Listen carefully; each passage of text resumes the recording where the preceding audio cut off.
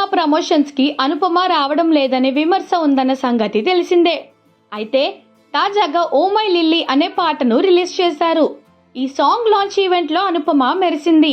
అయితే అనుపమ కోసం ఈవెంట్ చాలా ఆలస్యంగా స్టార్ట్ చేశారని తెలుస్తోంది. అనుపమ చాలా ఆలస్యంగా రావడం, ఈవెంట్ సైతం చాలా లేటుగా జరిగినట్టు కనిపిస్తుంది.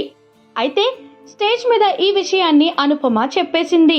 తన వల్ల లేట్ అయిందని, అందరినీ వెయిట్ చేయించానని, అందరూ తనను క్షమించాలని స్టేజ్ మీద ఎంతో హుందాగా అడిగేసింది. వేరే సినిమా షూటింగ్ నుంచి వచ్చానని, అందుకే ఇలా లేట్ అయిందని, అందరికీ సారీ అంటూ అనుపమ ఇచ్చిన క్యూట్ స్పీచ్ కు అంతా ఫిదా అయ్యారు. ఇకపై టిల్లు స్క్వేర్ ప్రమోషన్స్ లోని ప్రతి ఈవెంట్ లో పాల్గొంటానని చెప్పుకొచ్చింది.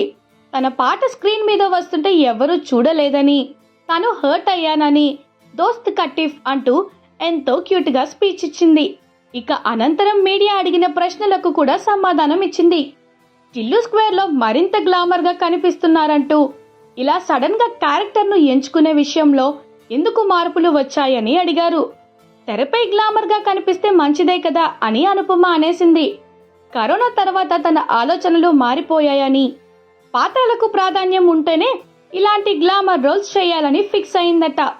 కేవలం ఏదో హీరోయిన్ అనే పాత్రలంటే తాను చేయకూడదని ఫిక్స్ అయిందట. తమన్ చాలా బిజీగా ఉన్నాడని, అందుకే ఈ సినిమా ఆర్ఆర్ విషయంలో బీమ్స్ ని తీసుకున్నట్లుగా నిర్మాత నాగవంశీ చెప్పుకొచ్చాడు. మార్చ్ 29 కలిసి వస్తుందని, అప్పటికి అన్ని పరీక్షలు పూర్తయితాయని, సమ్మర్ ఫస్ట్ రిలీజ్ కాబట్టి ఇంకా అడ్వాంటేజ్ ఉంటుందని నాగవంశీ చెప్పుకొచ్చాడు.